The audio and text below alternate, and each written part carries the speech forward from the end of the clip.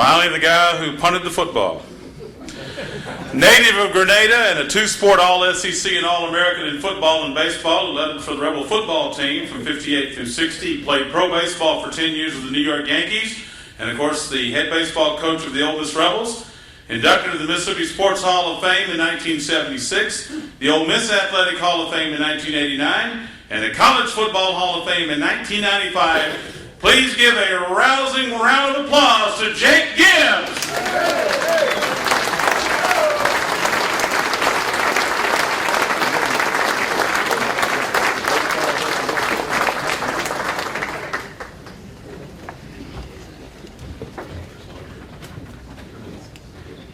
Well, I'm the last one, I think. It's going to be short. Been a lot of good stories told tonight, and I'm also very happy to be in Jackson Touchdown Club, and to be with Coach Diesel and his wife Ann. I had to tell Coach Diesel that when he made a remark a while ago that early in his career at LSU, he had a few negative calls, and his wife Ann heard some rumbling in the stands. Well, Coach, that is nothing compared to being in New York playing. My wife heard more things in New York. You can't believe what she told me after some of those games I played in. So you kind of get tough and you let it wear it out and do best you can up there. But anyway, Coach Dix was kind enough to say too that he bragged on our coaching staff at Ole Miss. And we did have an outstanding staff for many years. It started probably back in '47 when he got there and continued until he resigned or retired. And look at all the record he made. But I also, Coach, looked at your coaching staff, and you had some fine people on your staff. Charlie McClendon, Carl Maddox, George Terry, you had Larry Jones, you had Bill Peterson who went on to Florida State. You had a hell of a coach staff yourself, which means there's two good universities, two good people playing each other, and that's where I remember Ole Miss and LSU. The 59 ball game, everybody talks about that. I don't know much about the 58 game because I didn't play in it. But the 3 years that I did play against LSU, it was a well-coached team. We were a well-coached team. I dare to say that there was probably not very, very few penalties in those 3 years. It was good, clean, hard-knocking football between some good athletes that loved the game and was playing for their school. And in 1960, we tied LSU on campus with 13 seconds left in the game. Allen Green kicked the field goal to make it 6-6. There was one penalty in that ball game. It was I think LSU was offsides. One penalty in the whole game. Isn't that amazing? That's something unheard of now. But that just showed how clean the game was played.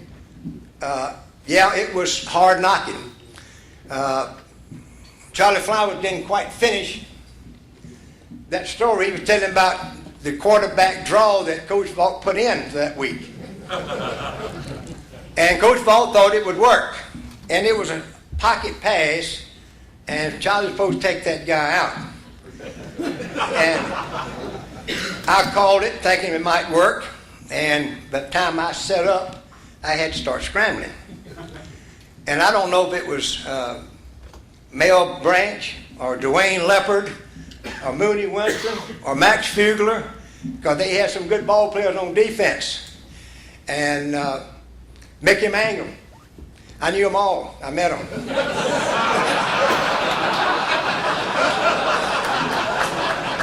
I shook Mel Branch's hand more than I wanted to. After we run it 2 or 3 times, I said, Charlie, you've got to block that man.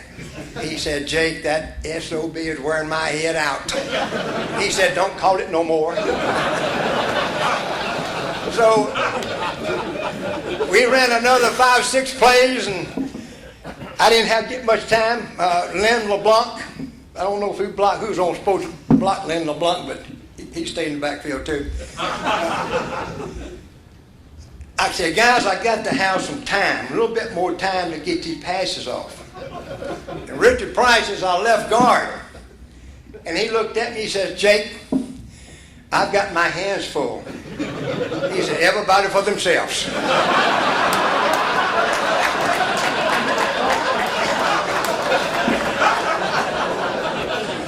Now, Possum is talking about being scared of the lightning and the thunder.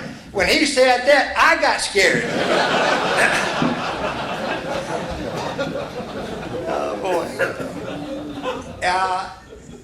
Billy and I have had a good relationship for a number of years now. He used to go down and play in Lafayette and run Gibbs pitch for the Yankees.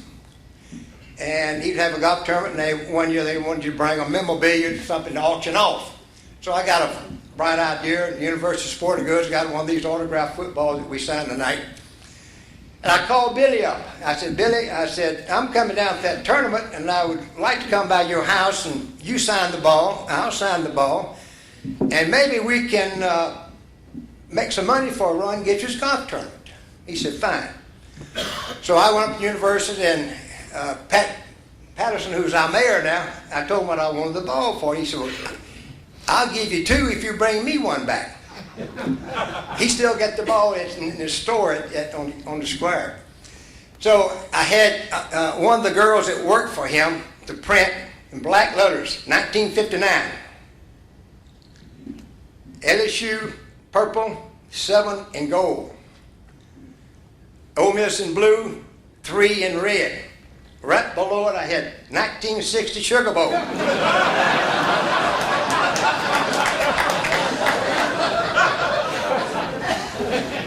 Same colors, different score. So I called Billy up and I said, Billy, I'm coming down, and we met at his house, and we had 1 hour of conversation between two football players that enjoyed one another. And he told me something that night. Coach Deucey, y'all might have picked this up on film. Billy told me that they had scouted on film that we ran a lot of 36 slant, 35 slants, quick, get outside. And Billy said, we knew when you or Waxy took more than 4 steps, you was going to run it. That's how fast we threw the football. Coach Vaught wanted you coming out of there, when the man's open, you hit him, let him run with it. And a lot of times we would throw the ball on the right, you throw it on the 3rd step. You go on the left, you throw it on the 4th step. If he wasn't open, you throw it on the 6th. But it never got more than 6 or 5. I mean, we were going to throw it. And they saw that at the 4 steps, we was going to run it. And I wonder how they ever